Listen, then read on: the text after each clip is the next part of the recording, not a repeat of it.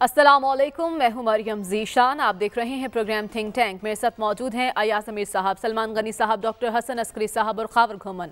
नाज़रीन, 22 जुलाई 2019 वज़ीर आज़म इमरान खान अमरीका के दारुल हुकूमत वाशिंगटन में पाकिस्तानियों के जमे गफ़ीर के सामने खड़े अपनी तकरीर का इख्तिताम इन अल्फाज से करते हैं कि वो अपनी कौम को कभी किसी के सामने झुकने नहीं देंगे। वज़ीर आज़म ने 2 साल पहले अदा किए गए अल्फाज का पास रखा। अमरीकी टीवी को इंटरव्यू देते हुए एंकर ने वज़ीर आज़म से सवाल पूछा कि क्या आप अलकायदा दाइश के खिलाफ इंसदाद दहशतगर्दी मिशंस के लिए CIA को पाकिस्तान से कार्रवाई की इजाज़त देंगे? वज़ीर आज़म इमरान खान ने 2 टोक अल्फाज में कहा, हरगिज़ नहीं। एंकर सटपटाया, हैरत भरी नज़रों से फिर दोहराया, क्या वाकई? वज़ीर आज़म ने एक बार फिर इत्मीनान वाले लहजे में कहा कि बिल्कुल, पाकिस्तान हमसाया मुल्क में ऑपरेशन के लिए अपनी सरजमीन किसी सूरत इस्तेमाल नहीं होने देगा। अयाज अमीर साहब, माजी में अमेरिका हमसे डू मोर का मुतालबा करता रहा, फिर वो वक्त भी आया कि अमेरिका अफगान अमल में पाकिस्तान के किरदार को सराहता नजर आया। जो अफवाहें सरगर्म थी, अपोजिशन भी इस पर बात कर रही थी, अब वो अफवाहें दम तोड़ गई हैं कि हम अपने अड्डे नहीं दे रहे अमेरिका को। वज़ीर आज़म के इस ऐलान के असरात क्या होंगे और क्या अमेरिका अब भी हमसे कोई तवक्को रख सकता है? किसी किस्म का दबाव आ सकता है अमेरिका की तरफ से? देखिए, ज़माना बदल गया है। अब कोई तुक बनती है कि पाकिस्तान कोई अड्डे इस किस्म के दे। अगर हमें अभी अकल नहीं आई तो फिर कब आएगी? बात सिर्फ ये है कि एक बड़ी तल्ख तारीख पीछे इसके है।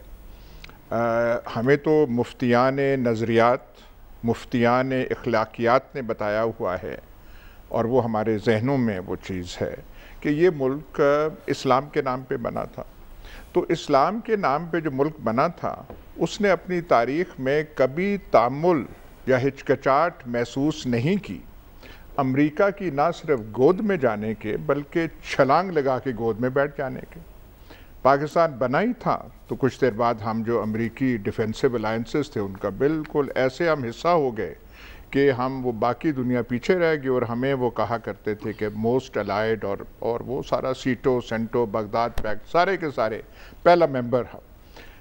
सुएज जब वो कैनाल क्राइसिस हुई 1956 की, अरब दुनिया एक तरफ और हमारे वज़ीर आज़म, हालांकि बड़े रोशन ख्याल वज़ीर आज़म थे, कई लिहाज से बहुत अच्छे थे, शोरवर्दी साहब, उन्होंने कहा था अरबों को के बारे में कहा था 0 + 0 = 0। वो हमें वो जो फपती थी काफ़ी देर फिर हमें उसका असरात भुगतने पड़े।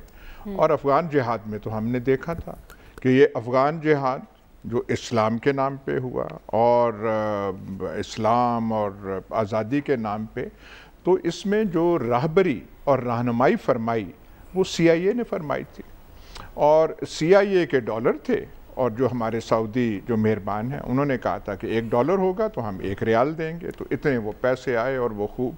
और रेगन जब प्रेसिडेंट थे तो यही तालिबान जो थे, यही पगड़ियाँ, वही बस कट्टे, वही ऊपर वो शलवारें जो हैं वो वाइट हाउस में ओवल ऑफिस में जाके और प्रेसिडेंट रेगन उनकी तारीफ़ करते थे कि ये मुजाहिदीन है।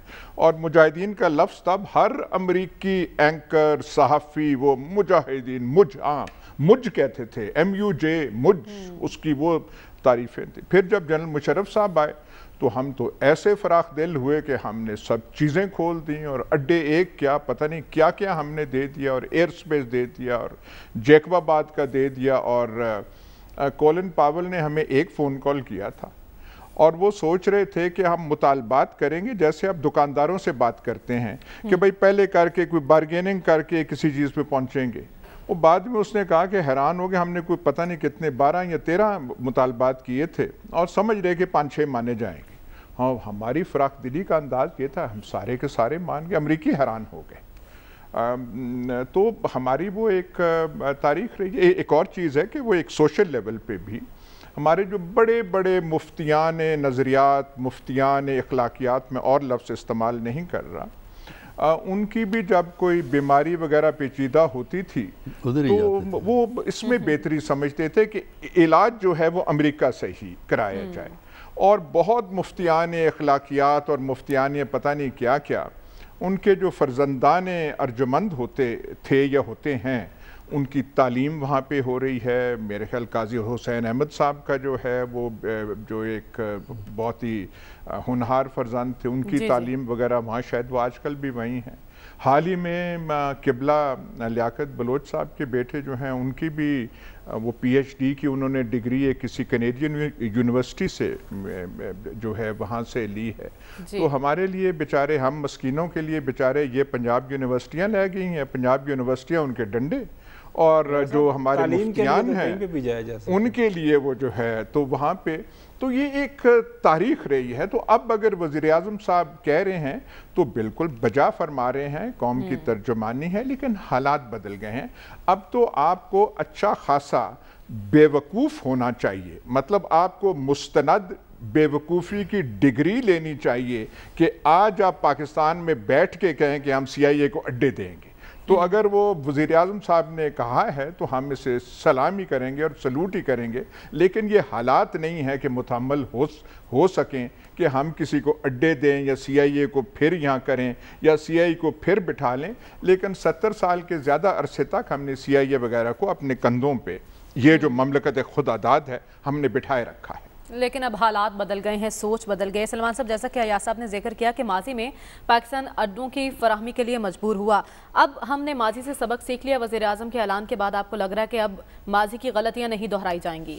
دیکھیں, میرا خیال بہت ساری بات کر دی گئی ہے اور پولیٹیکل لیڈرشپ اور ڈکٹیٹرشپ کا فرق واضح کر دیا ہے کہ وہ یہاں تو مکے دکھاتے ہیں اور وہاں پر وہ ایسے سرنڈر کرتے ہیں کہ سارا کچھ ہی دے دیتے ہیں. وہ جنرل شاہد عزیز صاحب کی کتاب میں سب کچھ موجود ہے کہ انہوں نے جب کور کمانڈرز کانفرنس میں پوچھا کہ یہ, انہوں نے کہا وہ تو میں سب کچھ دے چکا ہوں. میں سمجھتا ہوں کہ عمران خان صاحب کے اس اعلان کا ایک پس منظر ہے. اچھا, اور بڑی اچھی بات ہے, انہوں نے ایک بڑا واضح اور بڑا اعلان کیا ہے اور سیاست میں یو ٹرن ہوگا. لیکن میں سمجھتا ہوں کہ اس پہ وہ اس لیے ثابت قدم رہیں گے کہ یہ عمران خان صاحب بھی تھے جنہوں نے جو ڈرون حملے ہیں ان کے خلاف لانگ مارچ کیا تھا. بالکل, اور وہ اس کے ہمیشہ سے خلاف رہے ہیں کہ یہاں پر امریکی فوجوں کا پڑاؤ, یا اس کے بعد انہوں نے بطور پرائم منسٹر انہوں نے کہا کہ ہمیں اپنا کاندھا فراہم نہیں کرنا چاہیے. لیکن ایک طرف وہ اڈوں کی بات کر رہے تھے, ذرا آپ حالت دیکھیں اس سپر پاور کی کہ وہ آ رہے تھے 42 ملکوں کے ساتھ حملہ کرنے کے, افغانستان پہ اپنا تسلط قائم کریں گے. کیا ویسے تاریخ ہے کہ ایک افغانستان, برطانیہ, اس کے بعد رشیا, اب امریکہ, اور میرے خیال اس سے زیادہ ہزیمت اور شکست اور یہ ہو نہیں سکتی. اور وہ کہہ رہے ہیں کہ جی پاکستانی فوج سے ان کو توقعات ہے. یہ ساری بحث شروع کہاں سے ہوئی؟ یہ پینٹاگون کے اندر, پینٹاگون میں ان کے ذمہ دار ہیں وہ انڈو پیسیفک امور کے حوالے سے ڈیوڈ ہیولی, انہوں نے کہا کہ افغانستان میں امن کے حوالے سے پاکستان کا کردار بڑا امپورٹنٹ ہے اور پاکستان ہمارے ساتھ تعاون کر رہا ہے اور پاکستان ہمیں فضائی اور زمینی اڈے بھی فراہم کرے گا. اور اسی وقت ہمارے جو خارجہ ترجمان ہیں غالباً زاہد چودھری صاحب, ان کا بڑا شدید رد عمل آیا تھا. اس پہ بحث چل رہی تھی, ایوان کے اندر بھی بحث ہوئی, لیکن آج کا دن اس حوالے سے بڑا امپورٹنٹ ہے. اور ان کو اب مسئلہ کیا ہے کہ ان کو وہاں سے نکالنا ہے بحفاظت, ان کی افواج وہاں سے واپسی کا سفر ان کا شروع ہے. اور انخلاء کے بعد کی صورتحال پہ بھی نظر رکھنی ہے. یہی بات ہے, انخلاء کے بعد پاکستان کسی کے ساتھ فریق نہیں رہا. دیکھیں پاکستان اس میں سہولت کار رہا ہے. میں سمجھتا ہوں کہ اگر خارجہ محاذ پہ آپ کی کسی پالیسی کو پذیرائی ملی ہے تو 20 سال سے پاکستان یہی کہہ رہا تھا نا کہ جی یہاں پر مسئلے کا طاقت اور قوت کے ذریعے حل نہیں ہے, پتھر چاٹے ہیں نا, پتھر چاٹ کے واپس جا رہے ہیں, عبرت کا نشان بنے ہوئے ہیں. اور اب یہ ہے کہ پاکستان ہمیشہ سے یہ کہتا آیا تھا کہ وہاں پر سیاسی ڈائیلاگ کیا جائے کہ یہ مسئلہ تو اسی طرح کھڑا ہے اور اس مسئلے میں پاکستان کا رول یہی ہے کہ وہاں پر امن قائم ہونا چاہیے. لیکن اب یہ دیکھیں کہ امریکہ جو ہے جب پاکستان کی طرف سے انکاری ہوئی ہے تو پھر متبادل آپشن کیا ہے؟ متبادل آپشن سینٹرل ایشین کنٹری ہیں تو وہاں پر رشیا نہیں ہونے دے گا. پھر وہ عمان اور قطر کی بات ہو رہی ہے تو کیا ایران کے اوپر سے وہ آنے دیں گے؟ تو میں سمجھتا ہوں کہ پاکستان نے سب سے بہتر یہ کیا, اور میں اس سے پہلے بھی یہ کہہ چکا ہوں کہ کوئی امریکہ کے کہنے پہ سب کچھ نہیں ہو رہا تھا. ایک بنیادی فیصلہ پاکستان کے خارجہ آفس میں ہوا کچھ سال پہلے کہ اس خطے کے جو ایشوز ہیں ان کا حل ہم نے یہاں سے نکالنا ہے. تو بات یہ کہ اس میں جو پاکستان نے سٹینڈ لیا ہے, پاکستان کا تو اصولی سٹینڈ ہے، لیکن اس سارے ایشو پہ، افغانستان کے ایشو پہ آپ دیکھ لیں کہ رشیا جو ہے، ترکی جو ہے، ایران ہے، وہ سب یہی چاہتے ہیں کہ افغانستان کے اندر امن ہو، لیکن افغانستان کے اندر جو اپنا تسلط بنانے کے لیے آئے تھے وہ وہاں سے رسوا ہو کے جا رہے ہیں۔ میں سمجھتا ہوں کہ پاکستان نے ایک ذمہ دارانہ رول ادا کیا ہے، ذمہ دارانہ رول ادا کر رہا ہے، اور خود یہ گیند جو ہے افغانوں کی کورٹ میں ہے، وہاں پر وہ سولو نہیں کہ کسی کو چلنے دیں گے، وہاں پر ایک کنسنسس ہونا چاہیے۔ یہ اب وہاں پر اگر امن قائم ہوتا ہے تو اس پورے خطے میں امن قائم ہوگا۔ افغانستان کے حالات ایسے ہیں کہ وہاں پر اگر بدامنی ہوگی، دہشت گردی ہوگی، لا قانونیت ہوگی تو پھر یہ خطہ بھی محفوظ اس سے نہیں رہے گا۔ امریکہ یہاں سے جا رہا ہے جس کی وجہ سے سب کچھ تھا۔ تو میں سمجھتا ہوں کہ اب ذمہ داریاں اور زیادہ بڑھ گئی ہیں، پاکستان کا رول بڑا امپورٹنٹ ہے، اور خاص طور پہ پاکستان کے پرائم منسٹر نے اس صورتحال میں آج وہ ساری کنفیوژن ختم کر دی ہے کہ ہم وہ نہیں ہیں کہ آپ کہتے تھے کہ ہم ایک بندے سے معاملہ کر لیں گے، وہ ایک بندے والا معاملے والا دور لگ چکا ہے۔ تو یہ پاکستان کے سیاستدان کو کریڈٹ ہے کہ اس نے کہا کہ thank you very much, no more, do more کے بعد اب نو مور کی بات سنائی دے رہی ہے، وہ بھی پاکستان کی طرف سے۔ ڈاکٹر صاحب، وزیر اعظم کا اعلان، پاکستان کی پالیسی، انخلا کے عمل تک اور انخلا کے بعد اس اعلان کے کیا اثرات آپ دیکھ رہے ہیں؟ دیکھیے، یہ موجودہ حالات میں یہ فیصلہ ایک بہتر فیصلہ ہے، لیکن اس کا مطلب یہ نہیں ہے کہ یہ چیپٹر کلوز ہو گیا ہے۔ یہ پاکستان پہ اس کا مختلف انداز میں ایک دباؤ پاکستان پہ رہے گا، اور اس کا فوری طور پہ تو کوئی اثر نہیں ہوتا۔ یہ ڈیپینڈ اس بات پہ کرے گا کہ افغانستان کی صورتحال کتنی خراب ہوتی ہے۔ اگر فرض کیجئے افغانستان کے اندر طالبان کی سکسیس نظر آنے لگتی ہے کہ کابل کی حکومت کولیپس کر جائے گی، اس صورت میں امریکہ اور نیٹو کچھ کارروائی کرنا چاہیں گے۔ اچھا، اور اس ایونچویلٹی کے حوالے سے وہ پاکستان سے یہ بات کر رہے تھے۔ یہ نہیں ہے کہ وہ ڈیلی بیسس پہ کوئی کارروائی ہوگی، وہ ایونچویلٹی کل کو اگر ارائز ہوتی ہے تو اس کو کریں۔ اس کے لیے ڈرون بھی اڑائے جا سکتے ہیں، اس کے لیے اور کارروائی بھی ہو سکتی ہے۔ تو یہ چیز اگر صورتحال افغانستان میں بہت خراب ہوئی تو پھر پاکستان پہ ایک مختلف قسم کا دباؤ آئے گا۔ مختلف سچویشنز ہیں جو میرے اس ذہن میں ہیں جس کے تحت وہ پاکستان سے کس قسم کے مطالبات کر سکتے ہیں، اور اس کا ثبوت ہمارے پاس ماضی میں ایسا ہوا ہے کہ امریکہ نے ایک دفعہ میزائل لانچ کیے تھے 98 کے اندر انڈین اوشن سے، اور وہ جو ہے ہوتے ہوئے بلوچستان کے اوپر سے ہوتے ہوئے جا کے اسامہ بن لادن کے جو کیمپ تھے ان پہ جا کے پڑے تھے، اور وہ کیمپ میں پاکستانی بھی ہلاک ہوئے۔ اس کی وجہ سے وہ لنکیج پاکستان کا اور اسامہ کا وہ 98 سے اسٹیبلش کیا جاتا ہے، اور تو یہ اس قسم کا ہو سکتا ہے۔ دوسرا یہ ہے کہ ایمرجنسی کی صورت میں جہازوں کو گزرنے کے لیے کوریڈور کی ڈیمانڈ، یہ بھی ایک امریکہ نے ماضی میں بھی کی تھی۔ 2001 میں پاکستان نے ان کو کوریڈور دی تھی بلوچستان کے اوپر سے جانے کے لیے، تو وہ اس قسم کی کوریڈور کا مطالبہ بھی آتا ہے، لیکن اس وقت فیصلہ صحیح ہے اور ماضی کے تجربے کی روشنی میں ہے۔ دیکھیے، ایک چیز جو ایکسپلین کرنا ضروری ہے کہ ماضی میں جب بھی امریکہ کے ساتھ پاکستان جا کے ملا ہے، 50s ہو 80s ہو یا 2001 کے بعد، امیجیٹ اس حکومت وقت کی فوری ضروریات تو پوری ہو گئیں، لیکن لانگ رن میں پاکستان کو نقصان پہنچا ان سب فیصلوں کی وجہ سے۔ لہٰذا پاکستان کو ایک لانگ ٹرم پرسپیکٹو کے حوالے سے افغانستان کے معاملے میں کوئی ایسی پالیسی کا حصہ نہیں ہونا چاہیے جس میں کہ پاکستان کی انوالومنٹ افغانستان کے اندر کو کرنا کیا چاہیے ڈاکٹر صاحب لانگ رن میں؟ لانگ رن میں کرنا ان کو یہ چاہیے، ایک تو یہ ہے کہ افغانستان کے مسئلے میں جو افغانستان کا نیگیٹو فال آؤٹ پاکستان پہ آئے گا، اس نیگیٹو فال آؤٹ کو روکنے کی کوشش کرنی چاہیے۔ اس کے بہت سے طریقے ہیں جو ظاہر ہے اس کو ٹی وی پہ ہم نہیں کہیں گے، اچھا وہ ہیں طریقے جس کو آپ اپنا سکتے ہیں۔ دوسرا، اس کے علاوہ پاکستان کو یہ واضح کر دینا چاہیے کہ پاکستان کا انٹرسٹ صرف اتنا ہے افغانستان میں کہ وہاں پہ سٹیبلٹی آئے۔ سٹیبلٹی کو پروموٹ کرنے میں چین، روس اور ترکی کے ساتھ مل کے پاکستان کو کام کرنا چاہیے، اکیلے کام نہیں کرنا چاہیے، کیونکہ اگر آپ اکیلا کام کریں گے تو اس پہ الزامات افغانستان والی کابل کی حکومت ہی لگاتی رہے گی پاکستان پہ۔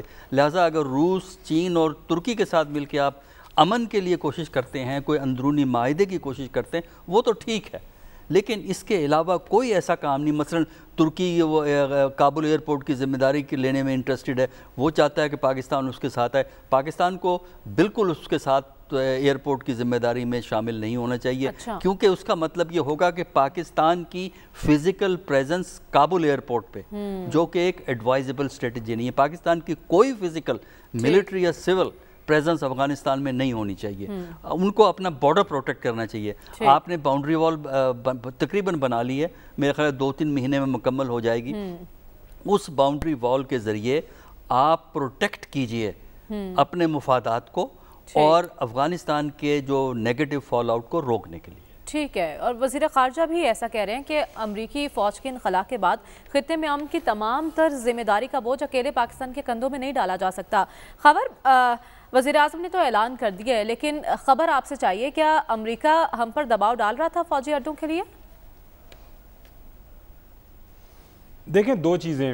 ایک تو یہ کہ جی کیا ہم افغانستان سے بالکل قطع تعلقی کر سکتے ہیں یا صرف باؤنڈری وال کے صرف رہ سکتے ہیں اور ہمیں کچھ وہاں پہ انٹرسٹ نہیں لینا چاہیے, اور وہاں پہ جو بھی معاملات چل رہے ہیں اس میں ہماری دلچسپی نہیں ہونی چاہیے؟ بالکل ہونی چاہیے, لیکن وہ پیمانہ کیا ہونا چاہیے, کس سطح کے اوپر ہماری وہاں پہ انگیجمنٹ ہونی چاہیے, اس پہ ضرور بات ہو سکتی ہے. سوال آپ کا یہ کہ کیا پاکستان کے اوپر دباؤ تھا؟ ظاہر ہے اس کے اوپر بات ہوئی. CIA کے ان کے ڈائریکٹر پاکستان کے اندر آئے اور پاکستان کے اندر آ کے انہوں نے بات چیت کی, اور اس کے بعد پھر واپس جا کے واشنگٹن DC سے وہ سٹوریز کروائی گئیں کہ پاکستان سے یہ ہم چیز مانگ رہے ہیں. ایک کائنڈ آف پریشر ٹیکٹرز تھی. آپ کو یاد ہوگا جب پہلے بھی ہم نے اس پروگرام میں ذکر کیا تھا, تب بھی جو ہماری بات ہوئی تھی اسلام آباد کے اندر یا راولپنڈی کے اندر جو متعلقہ ادارے ہیں, متعلقہ جو افراد ہیں, ان تمام ایشوز کو دیکھ رہے ہیں, تو ان کا یہی کہنا تھا کہ اس وقت ہمارا اس معاملے کے اوپر بڑا ہی ایک کلیئر کٹ رسپانس ہے.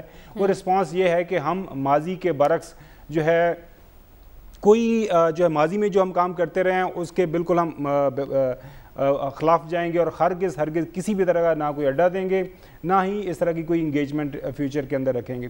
لیکن سب سے جو ایک دلچسپ اور کریٹیکل انالیسز جو ابھی سامنے آ رہا ہے نا, وہ یہ ہے کہ 20 سال سے زیادہ آپ نے وہاں پہ لگائے, کوئی $5 ٹریلین کے قریب آپ کے اخراجات وہاں پہ ہوئے, اور 3000 سے زیادہ کوئی اموات جو ان کے جو امریکن سولجرز ہیں ان کی ہوئیں, اور اب یہ کہہ رہے ہیں کہ آپ ہمیں اڈے پاکستان میں دیں, یہاں سے جا کے ہم مانیٹرنگ کر سکیں.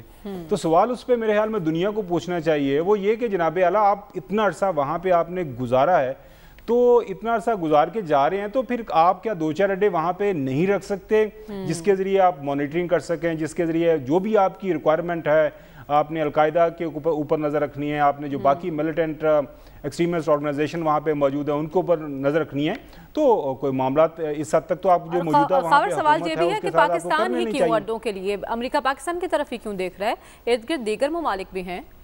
اس کی طرف میں دیکھیں, میں اس کی وجہ یہ ہے کہ اب چونکہ وہاں پہ ان کو ہو گئی ہے ناکامی, ظاہر ہے وہاں پہ 80,000 سے 1 لاکھ کے قریب جو طالبان کا ایک ان کے پاس ایک فوج موجود ہے. ہر روز آپ کو خبریں دیکھنے کو مل رہی ہیں کہ وہاں پہ ڈیفرنٹ ان کے ڈسٹرکٹس ڈویژنز کے اوپر جو طالبان قبضہ کرتے جا رہے ہیں. تو اب دنیا کے سامنے یہ امپریشن دینے کی کوشش کی جا رہی ہے کہ ہم تو بڑا اچھا افغانستان چھوڑ کے آئے تھے, لیکن چونکہ جو طالبان ہیں وہ پاکستان کے اندر انفلوئنس ہیں, تو پاکستان ان کو سپورٹ کر رہا ہے, اور پاکستان کی سپورٹ کی وجہ سے وہ جو ہے وہ اب سارے کا سارا جو ہم نے امن وہاں پہ بحال کیا تھا, اب وہ اس کو طے بالا کیا جا رہا ہے, اور ساری کی ساری ذمہ داری ہمارے سر کے اوپر ڈالی جا رہی ہے. یہ وہ ایکچولی پوائنٹ آف ویو ہے جس کو سامنے رکھتے ہوئے ان کا خیال ہے کہ ذمہ داری ہمارے اوپر ڈال دی جائے, پاکستان کے اندر ہم اڈے قائم کر لیں, اور پاکستان یہ ذمہ داری دنیا کے سامنے اٹھا لے کہ جی ہم طالبان کو بھی سنبھال لیں گے, اور ہم افغانستان کے اندر جو بھی معاملات ہے اس کے اوپر بھی ہم نظر رکھیں گے. میرے خیال میں اس حوالے سے بڑا ہی واضح جو پیغام ہے پرائم منسٹر کی طرف سے چلا گیا, اور چلا جانا بھی چاہیے تھا. باقی دوسری بات یہ ہے کہ امریکہ بہادر ہمیں پریشرائز کس طرح کر سکتا ہے.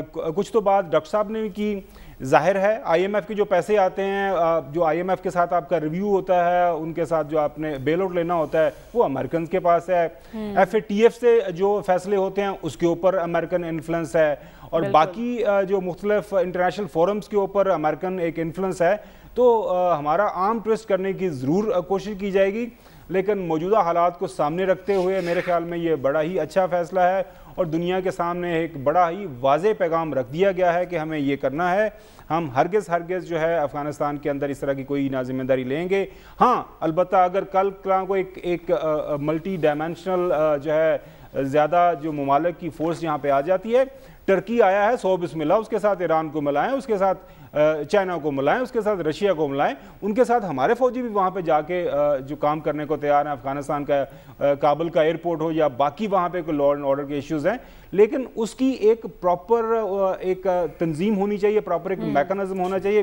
یہ نہیں ہو سکتا کہ صرف پاکستان کے ساری چیزیں ڈال کے اور آپ وہاں سے آپ ایک فاتح کی طرح جائیں واپس کہ جی دیکھیں ہم تو بڑے زبردست طریقے سے ہم افغانستان کے اوپر ہم نے فتح کے جھنڈے لہرا دی اور افغانستان کے اندر ہم امن قائم کر کے واپس آ گئے. تو میرے خیال میں تمام اطراف سے یہ فیصلے جو ہے اس فیصلے کی تعریفیں کی جا رہی ہیں. اور دو چیزیں میرے خیال میں جب سے موجودہ حکومت آئی ہے، ہم نے مڈل ایسٹ کے اندر کسی ملک کے ساتھ طرفداری نہیں کی کہ اس ملک کے ساتھ ہم کھڑے ہو کے دوسرے ملک کے خلاف ہو جائیں گے. افغانستان کے حوالے سے واضح پالیسی اور انڈیا کے حوالے سے دوستی کریں گے آپ کے ساتھ. اگر آپ ہمارے ساتھ ہمارے اوپر چڑھ دوڑنے کی کوشش کریں گے تو آپ کو وہ اینٹ کا جواب پتھر سے دیا جائے گا. میرے خیال میں یہ بڑی واضح پالیسی ہے خارجہ اور اسی کے اوپر عمل پر جو ہمیں رہنا چاہیے. بالکل، وزیر اعظم نے بھی 2 ٹوک اعلان کر دیا ہے کہ اب ڈو مور نہیں نو مور. ہمیں پروگرام میں آگے بڑھنا ہے اور بات کرنی ہے مفاہمت کے بادشاہ نے لاہور میں ڈیرے ڈالے ہوئے ہیں، ان کا کیا مشن ہے، اسی پر بات ہوگی اس بریک کے بعد. Stay with us. Welcome back ناظرین. سابق صدر آصف علی زرداری لاہور میں موجود ہیں. اہم سیاسی شخصیات سے ان کی ملاقاتیں بھی متوقع ہیں. کس مشن پر آصف علی زرداری لاہور میں آئے ہیں، یہی بات جاننے کی کوشش کریں گے. ایاز صاحب، اس سے پہلے بلاول بھٹو زرداری پنجاب میں عدم اعتماد میں خاصی دلچسپی لے رہے تھے. اب آصف علی زرداری کا لاہور میں آنا، اس کو کس پیرائے میں آپ دیکھ رہے ہیں؟ خبریں یہ بھی ہیں کہ پنجاب میں پارٹی کی بحالی کا ارادہ رکھتے ہیں. آپ کو لگتا ہے کہ پنجاب میں بحالی ممکن ہے؟ کیا مستقبل دیکھ رہے ہیں آپ پیپلز پارٹی کا پنجاب میں؟ میں نے تو سمجھا آپ کوئی اور موضوع اٹھائیں گی. میں تو وہ پتہ نہیں سوشل میڈیا کبھی دیکھتے نہیں ہیں. میں تو میرے وہ رونگٹے کھڑے ہو گئے. وہ کوئی مدرسے میں ایک کوئی قصہ ہوا ہے، وہ ویڈیو بھی ہوئی ہے اور میں تو ذاتی طور پہ تذبذب کا شکار ہوں. ذہن میں پتہ نہیں کیا شورش ہے کہ کیا معاملہ ہے. میں امید کر رہا تھا کہ حضرت سلمان غنی صاحب کوئی رہنمائی فرمائیں گے کہ یہ مدرسوں میں کیا یہ، اور وہ سنا کہ وہ مفتی صاحب، اور نہ صرف مفتی صاحب بلکہ کوئی شیخ الحدیث بھی، آپ کے ساتھ تفصیلی بات کروں گا جی، کہ صرف مدرسوں تک ہی یہ عمل میں جی.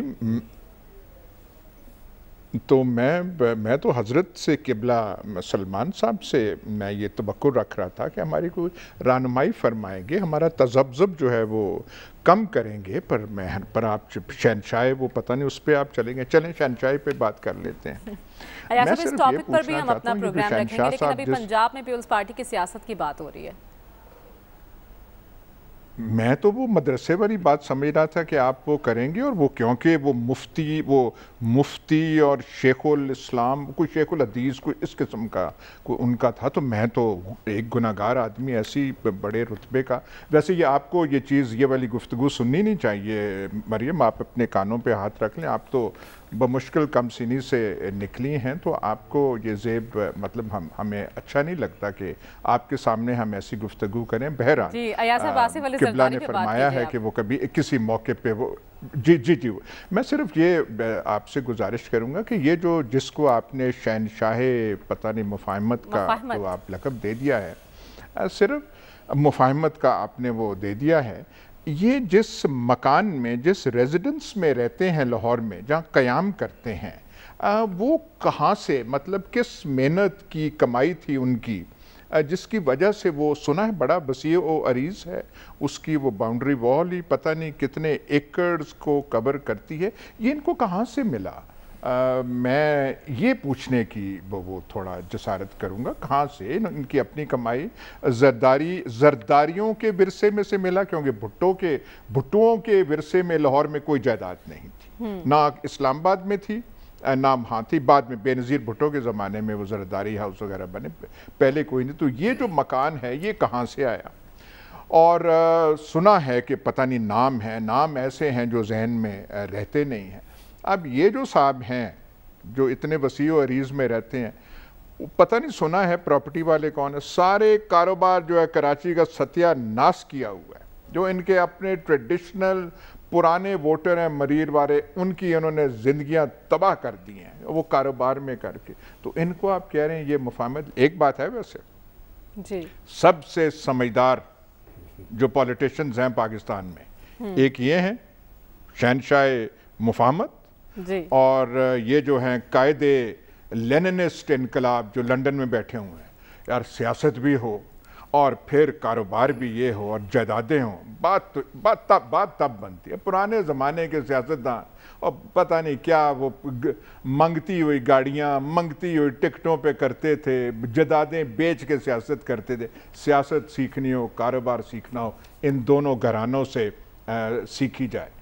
और एक बात और जी, इनकी दादागिरी दोनों की कायम है, लंदन भी और ये जो मुफाहिमत वाले जो शहनशाह हैं जी। अल्ताफ़ हुसैन बेवकूफ़ निकला। अल्ताफ़ हुसैन की दादागिरी पूरी कराची पे थी। कराची मतलब कमर्शियल दिल वहाँ का, उनके इशारे पे कराची इधर होता था उधर होता था। अल्ताफ़ हुसैन से संभाला नहीं गया।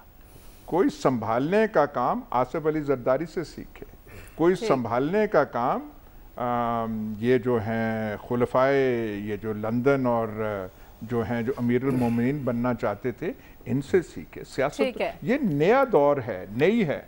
और वैसे एक बात है, वो क्या कहते हैं, हर फिरौन का इलाज भी कुछ हो जाता है। इनका इलाज जो है ये तरीके अच्छे अंदाज में बता रहे हैं। इसीलिए मैं इसीलिए कह रहा हूँ कि सियासतदान कौन है। सलमान साहब मैं आपकी तरफ आऊंगी। नहीं, एक मैं कह रहा हूँ जी, इनका इलाज ये तरीके ही हैं जो कौमी असेंबली में हुआ था। पीपल्स पार्टी नून लीग के साथ नहीं कर सकती थी, ये मुराद सईद वगैरह ही कर सकते थे। ठीक है सलमान साहब, मुकाबले आपको क्या नजर आ रहा है पंजाब में पार्टी का मुस्तकबिल क्या है? क्या पार्टी की बहाली आसान है या मुश्किल है? क्योंकि पंजाब के सदर के नाम भी कुछ सामने आ रहे हैं। देखिए मरियम, हम हमेशा अदारों की बात करते हैं और सियासत में ये पॉलिटिकल पार्टीज जो होती हैं ये भी अदारे होते हैं। ये अदारे जो हैं ये मुतासरा क्यों हुए? पीपल्स पार्टी पाकिस्तान की एक बड़ी सियासी जमात रही है और वो बड़ी सियासी जमात इक़्तिदार में आने के बाद एक सूबे तक क्यों महदूद हो गई? जुल्फ़िकार अली भुट्टो मरहूम जो थे, पावर बेस उनका पंजाब था, सबसे ज़्यादा मकबूलियत उनकी पंजाब में थी। और अगर आप बहाली की बात कर रहे हैं तो ये तो उस पार्टी को जायज़ा लेना पड़ेगा कि क्या वजह थी कि पंजाब जैसा बड़े सूबे में पीपल्स पार्टी इस अंजाम से दो चार हुई। अब चूँकि इलेक्शन की तैयारियाँ और पीपल्स पार्टी खासी एक्टिव है इस वक्त आने वाले इंतखाबात के हवाले से। किसी जगह चूँकि ये सब कुछ मैनेजमेंट पे चलता है, अब वो पॉलिटिकल पार्टीज अपना मंशूर लेकर नहीं चलती, अब तो इलेक्टेबल्स पकड़े जाते हैं। पंजाब में वो किसी हद तक संजीदगी दिखा रहे हैं। इसमें 3-4 लोग हैं। पाकिस्तान का चीफ ऑर्गेनाइजर उन्होंने राजा परवेज़ अशरफ साहब को बनाया है। उन्होंने अपना दौरा किया, मेरे ख्याल में तो वो भी कैंडिडेट हैं, क्योंकि उन्हें भी कहा गया है कि पंजाब आप ले लें। उसके बाद राना फारूक साहब का नाम है, उसके बाद फैसल साले हयात का नाम है, कासिम ज़िया साहब का नाम है। देखें, ये हमने जो पंजाब की और ख़ास तौर पे पंजाब असम्बली में देखा है कि 1997 में पीपल्स पार्टी जैसी बड़ी जमात के सिर्फ 3 MP थे और फिर 2002 का इलेक्शन में देखें तो पंजाब में 65 इनके MP थे और जो डिस्ट्रिक्ट गवर्नमेंट्स के इलेक्शन हुए जनरल मुशर्रफ के, उसमें मुख्तलिफ अजला में, बड़े अजला में इनके डिस्ट्रिक्ट नाज़मीन भी बने थे। अच्छा। और उस वक्त मेरा ख्याल है शायद कासिम ज़िया साहब प्रेसिडेंट थे। अब भी जो नाम ज़्यादा आ रहा है वो कासिम ज़िया का, और कासिम ज़िया का एक हकीकी अपनी एक शोहरत भी है एच सोनिया ने बुनियादी तौर पे, लेकिन एक प्लस पॉइंट उसका था कि उसका पाकिस्तान की दीगर पार्टीज़ के साथ भी एक इज़्ज़त और एहतराम का रिश्ता था। और मुख्तलिफ अजला के अंदर वो वाहद आदमी मैंने पीपल्स पार्टी में देखा है जिसके रूट सिर्फ अरकान असम्बली तक महदूद नहीं थे, वो अपने आम कारकुन के साथ भी रब्ता रखता था। तो ज़्यादा चांस जो लग रहा है वो कासिम ज़िया साहब का है। और आखिरी बात ये कि बहाली के चांसेस क्या हैं? देखें, बात ये कि वो ये जो पार्टीज होती हैं ये चलती हैं अपनी परफॉर्मेंस पे, तो लिहाजा ये एक मुश्किल टास्क होगा जो भी पंजाब प्रेसिडेंट बना। मुझे फिलहाल ये काम मुश्किल लगता है, इलेक्टेबल्स को लाके और एडजस्टमेंट करके शायद उनकी किसी तरह रिवाइवल हो सके। ठीक है, आपकी नज़र में मुश्किल है लेकिन नामुमकिन नहीं। डॉक्टर साहब से जानेंगे कि वो क्या सोचते हैं, पीपल्स पार्टी पंजाब में क्या किरदार अदा कर सकती है। इस ब्रेक के बाद stay with us. Welcome back नाज़रीन। हम खोज लगा रहे हैं कि साबिक सदर आसिफ अली जरदारी लाहौर में क्या कर रहे हैं, किस मिशन पर आए हैं। डॉक्टर साहब, पीपल्स पार्टी और पंजाब, क्या मुमकिनात, क्या इम्कानात? देखिए, बुनियादी मकसद तो उनका यही होगा ना कि किसी तरह पार्टी को रिवाइव किया जाए, लेकिन पंजाब में पीपल पार्टी का मसला दो है। एक क़यादत का मसला है, अच्छा। क़यादत का फुकदान है पीपल पार्टी के पास पंजाब के अंदर। दूसरा नज़रिया और सोच का मसला है। देखिए, 1970 में अगर पंजाब में पीपल पार्टी कामयाब हुई थी तो उसकी बुनियादी वजह ये थी कि जुल्फ़िकार अली भुट्टो ने पाकिस्तान की जो माशरती और इक़्तिसादी सूरत हाल अयूब खान की पॉलिसीज़ की वजह से पैदा हुई थी, उनका उन्होंने एक हल दिया, अच्छा। जो कि उस ज़माने में एक मॉडर्न हल था। उस हल की वजह से पंजाब उनके साथ हो गया। आज के ज़माने में पीपल पार्टी का जो प्रोग्राम है और PMLN के प्रोग्राम में कोई ज़्यादा फ़र्क नहीं है, सिर्फ फ़र्क एम्फसिस का है। मतलब पीपल पार्टी कुछ अवाम की बात ज़्यादा करती है, PMLN मिडिल लेवल के बिज़नेस तबके की बात करती है। तो एक तो ये है अट्रैक्टिव प्रोग्राम देना पड़ेगा जो यहाँ की आवाम को दोनों पार्टियाँ पार्टी पास जाने में मजबूर करे। दूसरा ये है कि अगर उन्होंने पंजाब में पीपल पार्टी की स्टैंडिंग बनानी है तो जो पानी का मसला है पंजाब में और सिंध में, उस पर कोई हकीकत पसंदाना रवैया पीपल पार्टी को अडॉप्ट करना होगा। अगर वहाँ सिंध कार्ड खेलना है तो पंजाब में आके पंजाब कार्ड नहीं खेला जा सकता। ठीक है, बड़ी अच्छी बात की डॉक्टर साहब ने।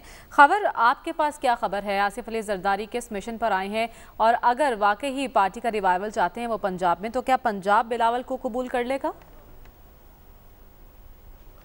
मरियम, आपको किसने इस मुश्किल में डाल दिया ये सवाल करवा के कि जी वो जो शहनशाह मुफाहमत इस वक्त लाहौर के अंदर मौजूद हैं और वो किस मिशन के ऊपर हैं? जो या साहब ने बात की है जनाब आला, ना सिर्फ पाकिस्तान के हर शहर में उनके बड़े बड़े घर हैं, बल्कि बैरून मुल्क भी, दुबई हो, पेरिस हो, लंदन हो, इवन न्यूयॉर्क की जो मशहूर ज़माना डाउनटाउन है 5th एवेन्यू पे भी उनका एक पेंट हाउस मौजूद है। तो वो जब उनको मौका मिलता है वो हवाखोरी के लिए आगे पीछे चले जाते हैं। मैं और आप परेशान हो जाते हैं। आपने डॉक्टर साहब को मुश्किल में डाल दिया, सलमान गनी साहब अब वो आप इलेक्टेबल्स और नजरियात के ऊपर बात कर रहे हो। भैया उनका कोई ऐसा इंटरेस्ट नहीं है ना वो पार्टी के इस वक्त। कुछ नाम सामने आए हैं जो सलमान साहब ने भी बताया, कासिम ज़िया को बताया जा रहा है कि तंजीम साजी का नाम तो ना लें आप जी।